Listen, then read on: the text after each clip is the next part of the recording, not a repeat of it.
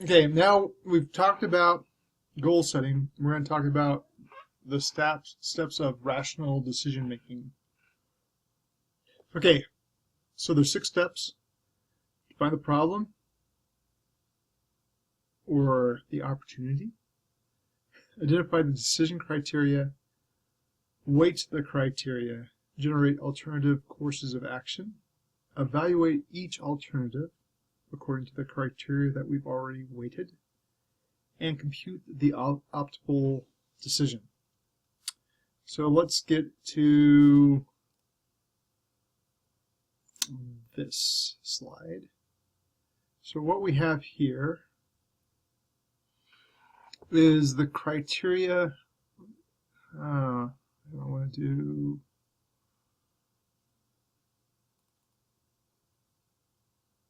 there we go. So we're looking at a new office, right? So we want a new office somewhere in Europe. And this might be a sales office. There's all different sorts of offices that we could look at here. So up at the top, we have the opportunity to put in a new office in Europe. And we decide, well, what kind of criteria is important to us in making this decision. So at the top, we see access to markets, qualified staff, easy travel to and from the city, cost and value of the office space, and we lay it out, right? And then we give each of those criteria a weight, meaning that some things are more important to us than others, right? Then we look at our different alternatives. So some of the cities that we're thinking of are Amsterdam, Barcelona, Berlin, Brussels, Dusseldorf, Frankfurt, London, Madrid, Munich, and Paris. So once we have all the various options, then we start rating each option according to, let me take a drink, the various criteria that we previously decided on. And then once we have a score associated with that option, then we can go over to the weighted average. So it's a score times the weight, and then we add it all up, and then we find out which one has the highest score. That would be ranked number 1. So London, according to this decision-making process, gets 4.3 score, which is the highest of any of the other choices. The next highest is Paris, and then the next highest is Frankfurt. Then we start, we've done all the evaluation, and we say, well, London is the most reasonable choice. And one of the problems with this is, even though you might have a gut feeling that London isn't the place you should go, you've done this, and part of the reason we do this is so that let's kind of like cover your own bases. Make sure all the bases are covered, so we don't, when people question our decision later, we can go through it. This is how we came up with this decision. So one of the great things about this form of decision making is it's very methodical, and we have a lot of proof on how carefully we planned it and how carefully we went through it. So at least we can say we were very thoughtful, and we based our decision on these things, and this is the proof. And so it's, we only have to do that if there's a problem later on and somebody's guessing our choices. All right. Again, the first step is defining the problem or the opportunity. One of the things that I want to emphasize here is sometimes the problem or the desired state isn't carefully defined. One of the things that one of my students said was, I want to be debt-free. And I was looking at him, I was like, are you sure you want to be debt-free, or do you want to have financial freedom? Because they're not the same thing.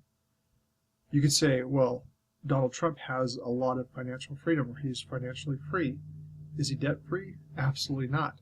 In fact, one of the quotes I remember for Donald Trump, even though I won't vote for him as a president, I don't think, maybe, but he said, if you owe the bank $500,000 and you can't pay it, it's your problem.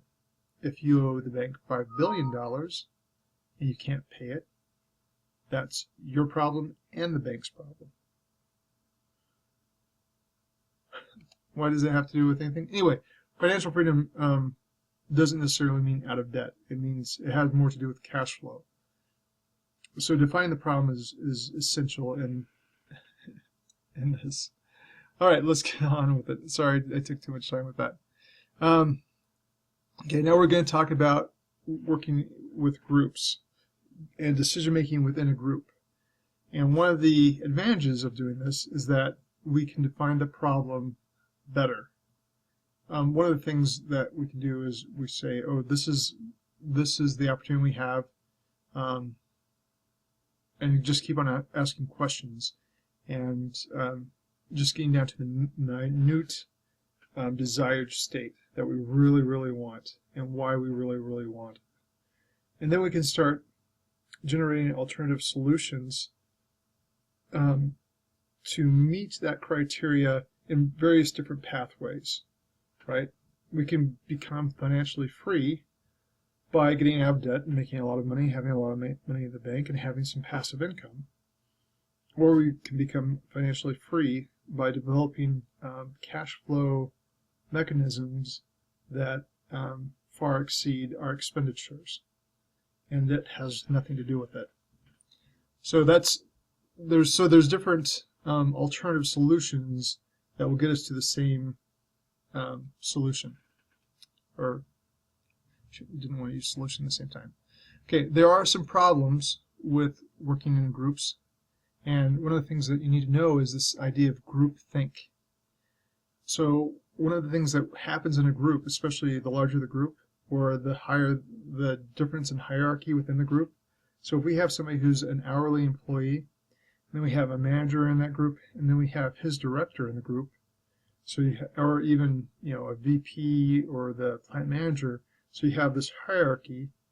When the plant manager says, "I think this," the tendency within the lower hierarchy employees is to just agree with them because you want to be on their good side or whatever.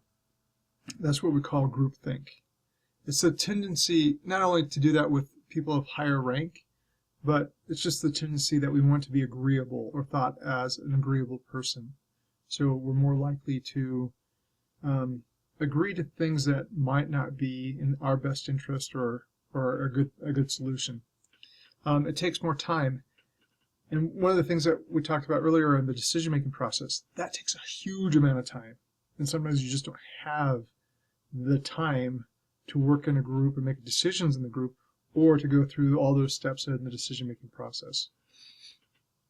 Finally, there's sometimes we just have really strong-willed members that if you don't agree with them, so we don't give into groupthink, they're just going to make it miserable for everyone. So get them out of the group. Okay. Another thing that we want to talk about, and then we have this slide and one more slide, and then we're done for the chapter. Structured conflict. We have C-type conflict, which is cognitive conflict, where we're focusing on the problem, issue-related differences of opinion. Right? You might really want to be out of debt, and I might really want to have increased cash flow, and they might not really work together. Then we can just talk about the issues related to each, and then which is more likely to be successful. Right? We can compare, we can reconcile our differences, that type of thing. So this is constructive conflict. A-type conflict or affective conflict is emotion reaction. Okay, I know you don't agree with me, and because of my past experiences, like when my mother didn't agree with me, she actually didn't think well of me, and I felt like she was criticizing me. And so because you don't agree with me, and you're a woman, I feel more criticized than just a difference of opinion, and now I'm going into emotional reaction instead of a cognitive reaction. And now I'm getting hostile, and I'm starting to resent you, I don't trust you, and now it goes beyond this working group into the rest of our work experiences together, and it can become very destructive.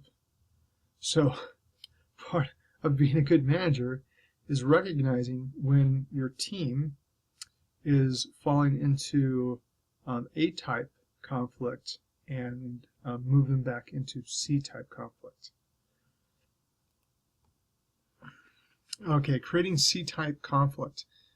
There's this idea of the devil's advocate, which is you put forth what you want to do, and I'll give you the strongest argument against doing that.